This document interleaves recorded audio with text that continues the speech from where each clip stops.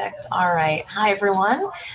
Thank you for coming to my advanced DocuSign topics class. My name is Amanda. I am the Director of Technology in our Rutherford Market Center here at Keller Williams Park Views. So I'm very thankful that you guys are joining me for this class.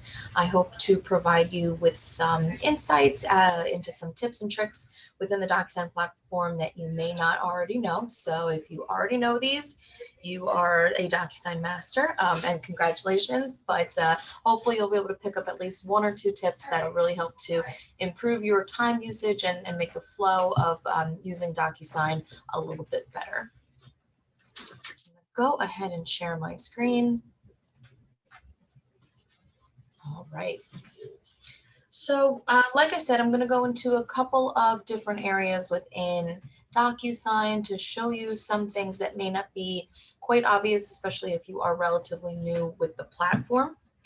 So if you are brand new to DocuSign, this may be a little bit more advanced, but you are more than welcome to tune in. This is being recorded, so we're going to put it up on the Bergen County Partners YouTube channel. And once you are more familiar with DocuSign, you're of course always welcome to come back, check out this video at another time.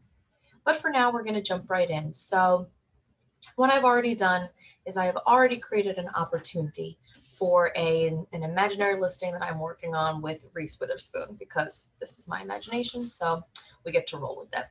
So what I'm going to do is click on the opportunity from within the contact card. And that's going to bring, yes. Sorry to interrupt. Do you want, I'm one of the sponsors. Did you want me to go first? Or, oh, I'm so sorry. Yes. You might have thought I was an agent or something. It's been I did. Yeah. And I'm not used to teaching the classes too often, so I always forget that we have sponsors. Please, George, I apologize. Go right in. You go for it. Not a problem. Not a problem. I just wanted to get that out there. I'm George Weiner from Atlantic Home Loans, one of the mortgage partners here.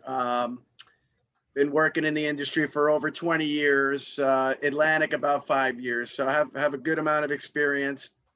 Have seen a lot of situations that can, help you guys avoid pitfalls and so forth.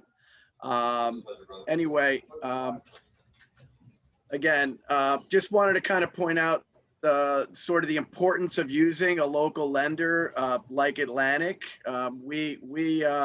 I was just at the opening for the Ridgefield Park office, the rooftop festival they had there, and I was just chatting with a couple of realtors, and one of the conversations I had was an experienced agent that had mentioned he had multiple offers on properties, which is the norm these days. He said he had about 10 or 12 offers, and he didn't go with the highest one. He went with one that was almost the highest, but it had an Atlantic Home Loans pre-approval attached to it. So the fact that he knows us, he can call us, he knows that we're going to deliver the mortgage in a timely manner and be upfront about it, and just let the process flow smoothly, because we are bankers. We do fund all of our loans with our own money. The loan gets done right start to finish all the way through with Atlantic. So it's right in New Jersey. You're getting your loan handled. You can always call the loan officer, myself being one of them. There's others, obviously, but we're very, very focused on customer service. And we want to make sure that, you guys are getting the best of service and the offers are getting accepted. So a local mortgage pre-approval is going to help you to get, offers accepted, especially if it's another Keller Williams listing. It's going to definitely help you. And if it's somebody local, a lot of people do use Atlantic outside of Keller. So it is a recognized company, and they will kind of prioritize them, as I've heard many, many times. So just wanted to put that out there, the importance of it.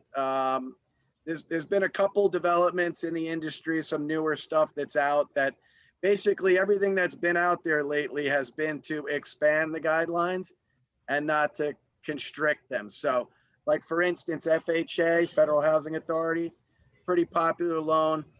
They just made a change to their policy about student loans, where they're going to use a much smaller percentage to calculate that payment. So a customer that may have been bogged down with student debt loan, where the original calculation was throwing them, to a property that they a less expensive property than they could afford. Now they can afford a little bit more because of the student debt program that's out. So they're allowing for student loans to be a much lower percentage. So it does allow for many, many more people, because probably 30% of the people out there have student loans, and they do affect qualifying. So the guidelines are loosening up a little bit. Just wanted to shed a little light on that. Don't want to take up too much of your time, Amanda, but I just wanted to, put myself out there and let you guys know we're here for you, for your support at any point. So I'm going to put my name, cell phone number, and email in the chat. So if you guys have any questions, you could come at me with them, but just keep us in mind for providing you pre-approvals, weekends, nights. We're out there helping to get you guys those offers accepted. So appreciate the time. All right. Thanks so much, George. Really appreciate it. No problem. You guys have a great day. Thank you. You too. Thanks so much. You got it. Yeah, as I share my screen back up, one thing that I can personally vouch with George and all the other mortgage partners that we have is, as George mentioned, their willingness to help out agents on a weekend or in an evening. Everyone that we work with, all of our partners are really, really flexible in that sense. So when you are working with your buyers and your sellers, definitely reach out to our preferred vendors and partners, because they really go above and beyond to help in any way that they can in a really, really timely manner. So excellent resources that we have. Thank you, George. You're very welcome. Awesome. Great. So now that we got the important information out of the way, we can jump back into my portion here. So again, we're going to be covering some more advanced DocuSign topics. What I have here is just an opportunity that has already been created. And what I'm going to do is click on the documents section. Now I have already started this transaction. So normally there would be a button that says start a transaction, but in this case, I can simply click on that go to transaction. Good. What's going on?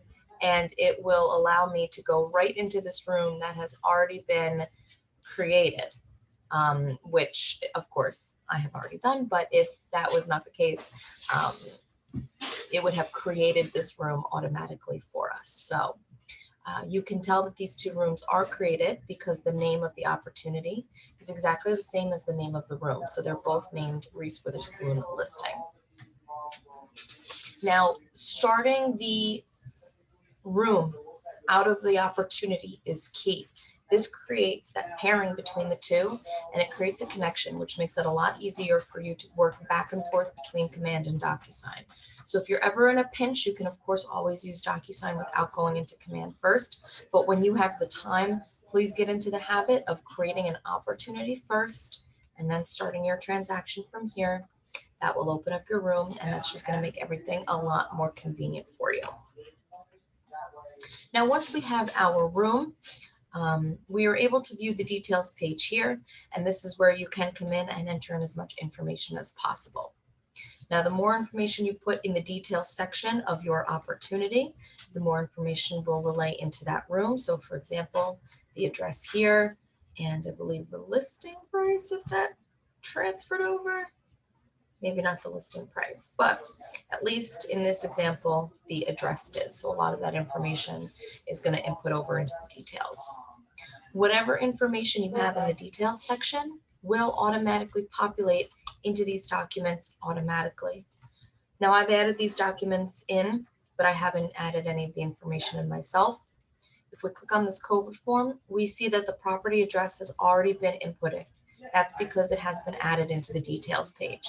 So keep in mind that whether you're putting information directly into a document or putting it in the details page, it's going to transfer over into that other section. So all of that information will always match up and be equal. Now, when we are adding documents, your account will need to be validated. We do have a video created that shows you how to validate your account. It's very easy. It's a one-time process. Once it's validated, you can come into this DocuSign Forms section. And this is where you have the ability to add documents into the room. Now, this will vary a little bit from market center to market center. So right now we're seeing the Rutherford view. And what we have done is created 4 groups that match with the 4 different types of opportunities in Command. So we have a buyer's packet, a listing packet, and then for renters, both a landlord and a tenant packet. So in this example, this is a residential listing packet. Now, we're able to see this view here, what documents are required. They will have this red required mark, which ones are already in use, meaning which ones have already been added into the room, as well as any documents that we may not have access to. Now, I just mentioned validating your account.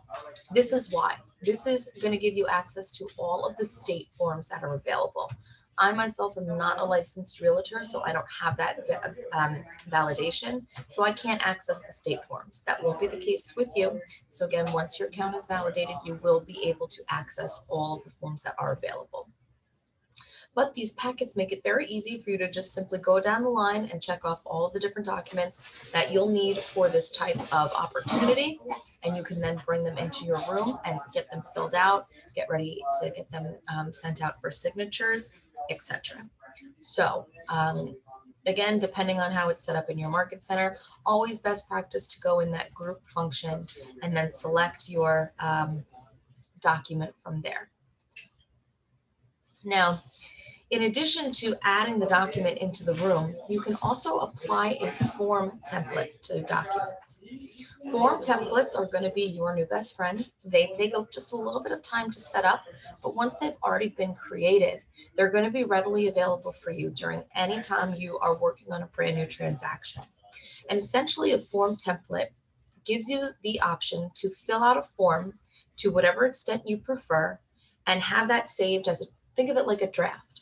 So when you're starting a new opportunity, you are able to apply that draft of a contract or of another document to your blank form, and it will help to save you a lot of time. So let me show you exactly where that is. You can get there at any point in time when you're in the DocuSign Rooms view. You're simply just going to click on the My Docs option, and then we come over to the Form Template section. Now, I've already played around and worked on a bunch of different form templates, so that's why we do see a lot of information here.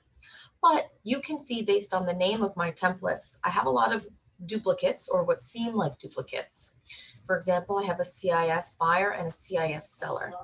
I have the Garden State MLS listing commission agreement. I have that available for a rental property and for a sale. So let's take a look at these commission agreements documents here, because here's really where you can see some of the differences between the two. So I have a rental and a sale. These were created back in April. And if I come over towards the right side, I'm able to view the copy, delete, or edit options. So I'm going to click on edit. And this allows me to view the template.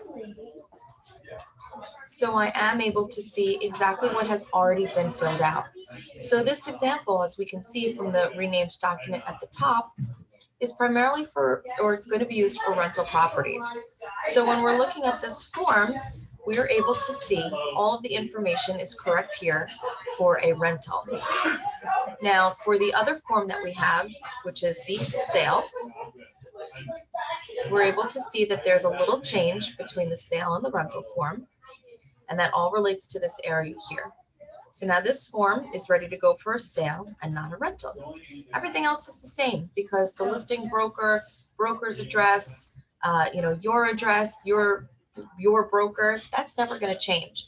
So by filling out this information once and then applying the template as you are going through new opportunities, it's going to save you some time. The more forms that you create these templates for, the more time it's going to save you. You have the ability to make these templates for any form that you choose. Of course, some are going to make more sense than others. So definitely these commission agreements and contracts of sale, those are going to save a lot of time. So let me show you how we can actually create that form template. If we're going from scratch, we can simply click on the Create Form Template button. And then we can choose the document. So I'm going to go from a group view, and I'm going to go back into that residential listing packet. So let's just hypothetically say that it's the COVID sale. Now, is this form the best for this example? Probably not, but we're just going to roll with it anyway. Once it loads, we're able to see a totally blank form. Now, again, this may not be the best example, but if you know that you're going to be showing a lot of houses on the same day, for example, we can fill out this form here, this section, for the day of the month. So this is June 22nd. Now, also note that to save the name of the form, it's a different area and a different save button. So we'll come up here, click on that pencil button, and this is where we can simply change this to say COVID sale June 22nd, for example. Click on that save button. Now I'm going to click on save and close. And now we're going to be able to see that that COVID form has been saved into my form templates. Now let's go back into my room.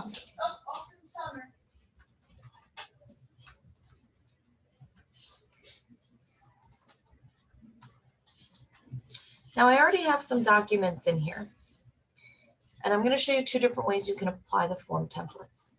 If you have a brand new room, you're coming from scratch, you're adding a document in brand new. I can click on that DocuSign form, and then I can select which one I need to use. So COVID sales already in here. Let me just find that Garden State form. Listing commission. Now again, this is just an example because I know this form has a template already. When I check on that form, see how the word template pops up, and now I have a drop-down menu here. I can now select what template I want to use. So if I'm working on a rental property, if I'm representing the buyer, if I'm representing the seller, I can select that template and then add that selected option. That way, when I bring that document into my room and I click on it and I open it, all of that pre-filled information is going to be here already. There we go. So what this has now done is it combined all of the information that we had pre-filled out in that document, as well as all of the information that relates to our specific opportunity. So the room details, as well as the template details, both transfer over. So now if I were to be filling this out in real time, all I would really need to do, I believe, is just fill out some of the money information, and that's that. So it's really, really simple. Now, if you already have a document in your room, you can still apply a form template. All you'll do is right click on the document that you want. So again, I'm hovering over COVID sale. I'm going to hit right click, and I'm going to apply the form template. And then I can select which template I'd like to apply. So I'm going to use this one. Simple as that. So that is the beauty and the ease of the form templates. Again, it may take a little bit of time for you to actually fill them out, especially when it relates to the contract. But the more information that you do prior and have it ready to go, the more time it's going to save you when you're actually getting ready to fill in all of this paperwork. Now, there is another area that I want to show you guys. It's something that I just learned recently, and I think that it is something really cool and really useful. Since DocuSign is a place to keep all of your important documents in one place, there may be instances where you want to keep additional correspondence or other conversations as part of this DocuSign room. We have the ability to do that. So let's say, hypothetically, you get a document emailed to you that you want to have stored with all of the other documents that have to do with this deal. Now, instead of downloading all these forms off DocuSign and saving them onto your hard drive and taking up a lot of excess room, we can do the reverse and add the additional document into DocuSign using email. Every user on the DocuSign platform has their own email address, which allows you to send the information into the room in DocuSign. When you're looking in DocuSign and you click on your initials and you go to preferences, we're then going to click on inbox details. This is going to show you your inbound email address. Now, what's typed in the box may be editable, so if you wanted to change it to simply The have it Oakland say Building your Department. name or something else that's a little bit shorter and more concise, Yeah. you can feel free to do that, and then click So- on Save Changes. We can't just. So what close I've done the is I've money in created escrow. an email address for myself, Amanda.DeMarco at Why we need it. mail.docusign.net. What I am then going to do is send an email address or an email to this address. Yeah, but why can't we just close? And what I'm going and to then do we'll pull money in escrow is until we get that include the document? room ID in the subject line. When I hover over the room ID, we see this message that pops up. Copy and paste this room ID number into your email subject in order to send documents into the room. So this is how easy Yeah, it is. so So what I'm going to do is come into my mail. I already have this set up and ready to go. All I need to do is attach a dummy document. So let me just add in this here. Again, this is just a dummy. But notice how I have that ID number in my subject line, and this is being sent to my DocuSign email. Yeah. I'm now going to It's not press rushed. send. They made us wait. They just kept us in It's the going dark. to send off. So let's Let's make the give right it just a decision. second and get paid. and refresh. We want to rush based on what how they feel. All They right, kept we'll us in the just dark have all this to- time. Wait a little bit. Whoops. Document. Screw. It should be showing up soon, so we'll check back on that a little All right, bit sounds later. Talk to you But that later. is how you would be able to add additional documents into the room. So if you had any non-DocuSign documents you wanted to keep with all the rest of your files, it's a very easy way for you to email it over. I may have done it wrong. You may have also needed to do only the numbers and not the pound sign. So we will definitely get that all situated again. Patty, absolutely. I'm going to show you that again. So the way I found this email address was to go into the preferences area. From here, I can go to inbox details. And here is where I can set up my inbound email. So again, you do have the ability to edit this here. Once you find an email address you like, you'll click on Save Changes. So I am going to just copy this back end. I'm going to go back to my mail.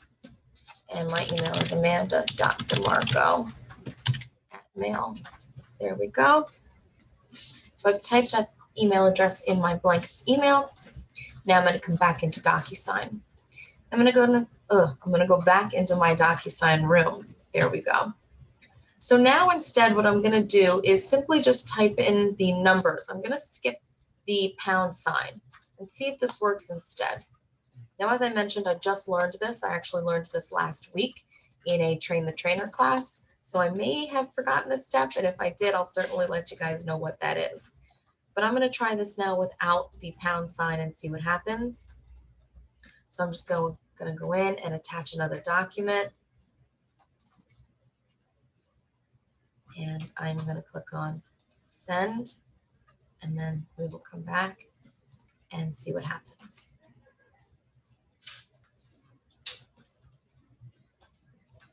There we go. All right. So it just took a little bit because this was that first document I had sent over. So Patty, if you notice now, the original document from my first go around is in my room. So what I've done is I have essentially emailed myself a document directly into this DocuSign room. Hypothetically, let's say this is their pre-approval letter, and I want their pre-approval letter to be kept with all the rest of the documents pertaining to this group. So if you ever did want to add documents into this way directly from email, this is the easier way to go about doing that.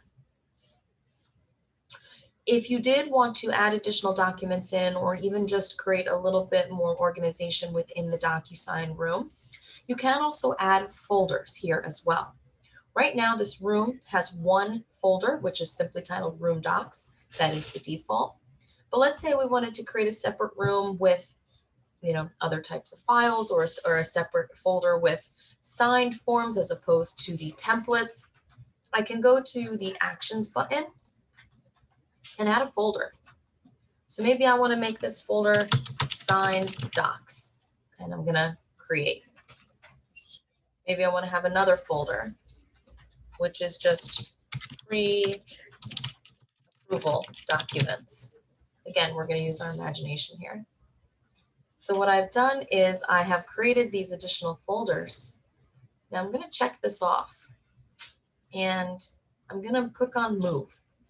So what I've done is I've clicked this and now this little row of buttons have popped up and this is going to give me more choices of what I can do.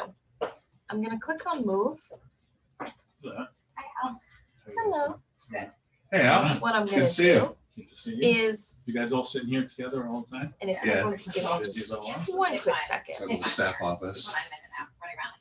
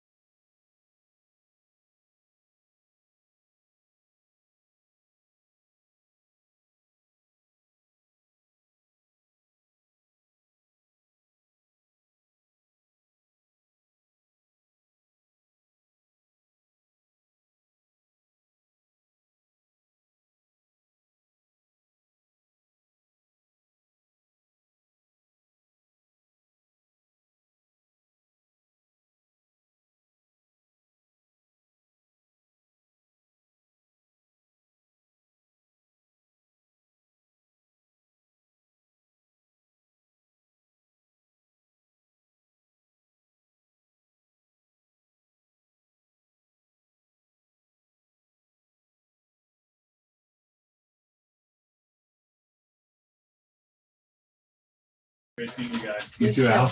All right, sorry about that, team. Thanks so much for giving me that minute. Al was in the office, so I just wanted to say goodbye to him. So we were here moving around documents within our room. Again, if you're a little bit OCD like me and you like to keep things super organized, this could be something that is very helpful. So we're back in our hypothetical situation.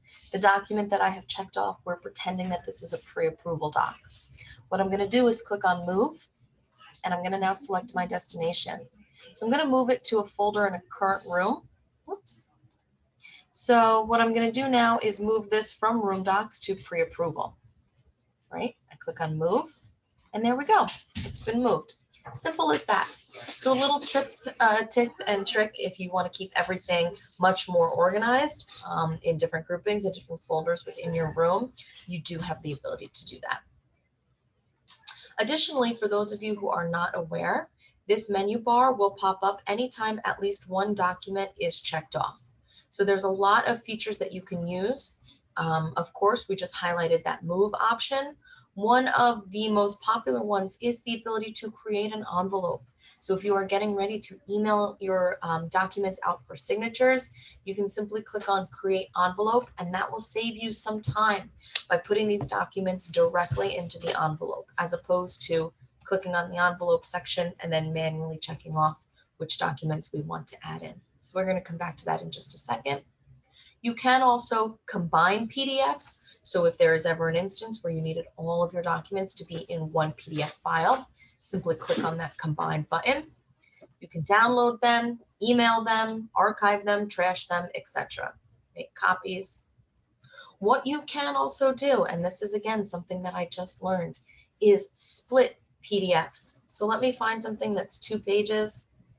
I believe this one is. So see how when I right click it, we see this button that says split. This allows me to split my PDF into different pages.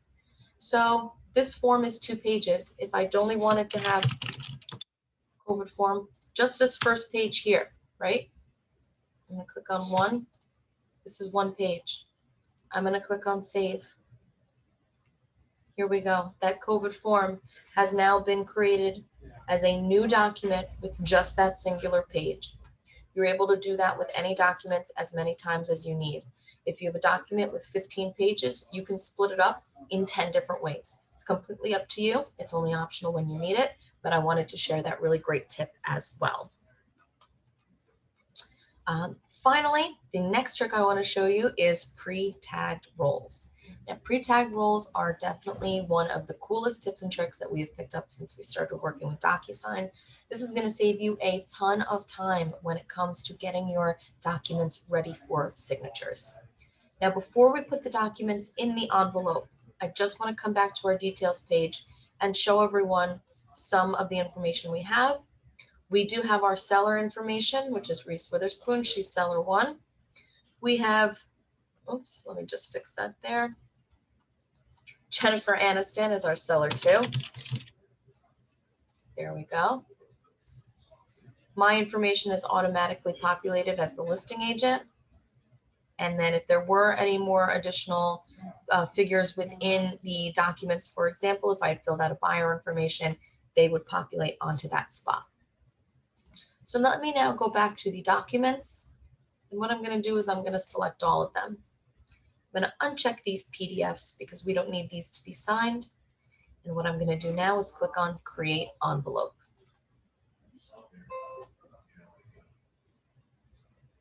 Like I said, this is going to take us directly into the envelope details page. So we see all of the documents that we need are already here for us. If we'd gone to the envelope option to have created a new envelope, we would have then had to add the room docs one by one. And now we no longer have to do that. All our documents are here. The next step is going to be to add the recipients to the envelope. So instead of simply doing room participants or entering in an email address manually, we're going to click on Pretag Roles. This now allows us to match up the role with the recipient. So again, in this example, my seller 1 is Reese Witherspoon. My seller 2 is Jennifer Aniston. The listing agent, that's myself. Now, we do need to have a listing broker sign as well, but the listing broker is not an option in my Pretag roles. So I'm going to show you a little cheat sheet. I'm going to add myself again, and I'm going to click on Add Selected. Because I've clicked on Pretag roles, it now populates all the people who will be receiving the envelope and their attached roles. So all of the signatures that they will be responsible for filling in. Now we do have the listing agent and the listing broker, and we see that it is my name twice. I don't want to sign for the broker. What I've done is I've just tricked the system into adding that listing broker area. I'm then going to go in and manually add the information for our broker. Our broker is Rob. So I'm just manually going to type in his email and name, just like that. Now we have all of the people with their correct roles. This is where you would fill out your email message. Go to Next.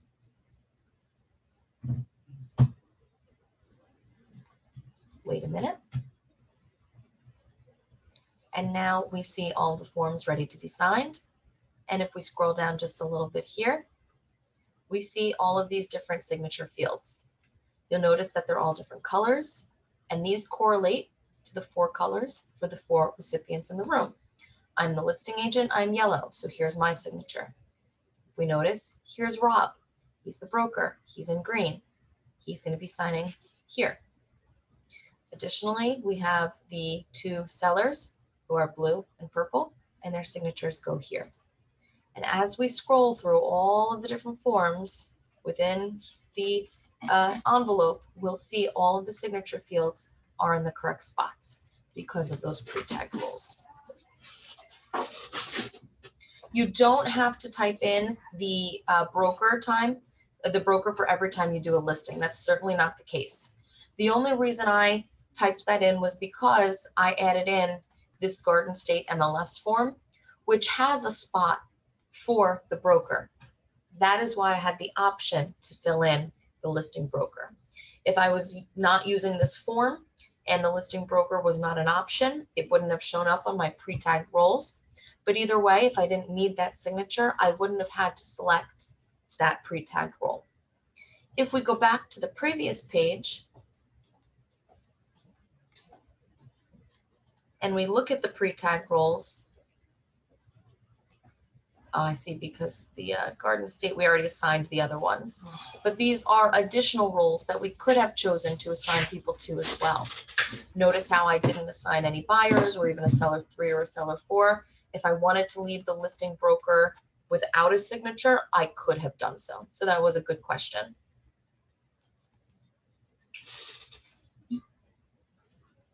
And again, once you are in the envelope, you do have the ability to add any signature fields that you may need, as well as things for check boxes, strike throughs, different things like that. So anything that you need a specific person to do, you can click on their name and move those prompts over. There are also pre-fill tools, and this will allow anything to permanently show up on everyone's copy. So for example, if you needed to make a note here that said revised 6/22/21, we can then have that. Oops, I hit send instead of save. That's okay. We're going to come in here. Yep. This does need my signature. So I am going to click on sign just so you guys can see where all of my signatures would be as the listing agent. I'm going to click on continue. And notice here, revised 6/22/21. I just added that in with that pre-fill tool option to add text in. So if you're ever in an instance where you need to add a note, a strike through, checkbox, anything like that, you can do so right here. I'm also going to start and sign here. Click on finish, just so I can show you guys my final tip, and then I'll definitely be sure to answer any questions that you have as well. So this is waiting for others to be signed. I have already signed the documents. If we come back into our command system, back into our opportunity, and we go to documents, we will have to select the checklist type. Now in Rutherford, we do have both residential and commercial checklists available. So it will depend on your market center. It may just default right into the residential one, and that's A-okay. I'm going to click residential. Now, when you have all of your documents signed and they're ready to be uploaded into command, since we have used that creation of the room out of command, and our DocuSign room and our opportunity are connected, I can utilize either the attach a file or attach multiple files button. This will allow me to upload all the files at one time. And if you see towards the top, I can select manual, which allows me to choose the files from my computer, or I can choose DocuSign. When I do that, we see that there are documents that are available to me. One is a COVID form, and one is, our pretend pre-approval document. That's because these are the only 2 PDF documents I have in my room. Once a document has been signed by everyone whose signature is required, the document will turn into a PDF. Once that PDF version has been saved, it will then show up on this drop-down menu. And you will then be able to take a signed, finished PDF version of a form and attach it to the correct spot. You're then able to go through this whole list, yada, yada, yada, click on attach, and then all of your documents will attach right into command. So again, you don't need to worry about downloading them to your computer, re-uploading them, etc., etc. So that's going to save you a little bit of time as well. So to do a very quick recap of what we've covered in this class, we went over how to create that DocuSign room through command. We highlighted the details page, form templates, sending emails into DocuSign. So for example, if you had a pre-approval letter in your email that you wanted to add into that DocuSign room. We also went over adding folders and renaming the documents within the DocuSign room. What those little extra buttons do when you select the documents, utilizing those Pretag roles, and finally being able to bulk add those documents directly from DocuSign into command. It's my I understanding. know we you guys covered a are lot. listing Again, it at this was 100 more of an contract. advanced course. I hope that I didn't leave anyone too far in the dust. 89 I have If a lot here, of but this it could be seemed another very one. foreign Yeah, to another you, one. please don't worry.